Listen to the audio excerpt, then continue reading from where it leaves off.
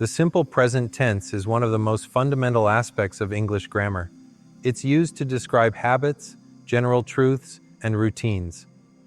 For example, when I say, "I eat breakfast every morning," I'm expressing a regular action.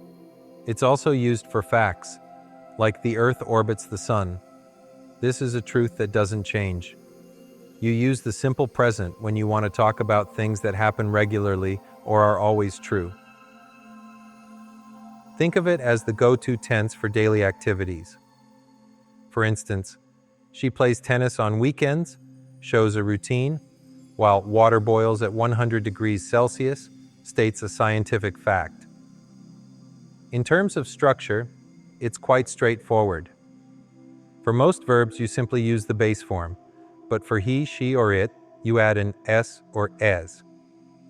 So I run, you run, but he runs. Let's look at a few more examples. They study English every day. Indicates a habit, while the sun rises in the east is a universal truth. Remember, the simple present is all about the here and now, capturing actions that are habitual or factual. It's essential for clear communication in everyday life.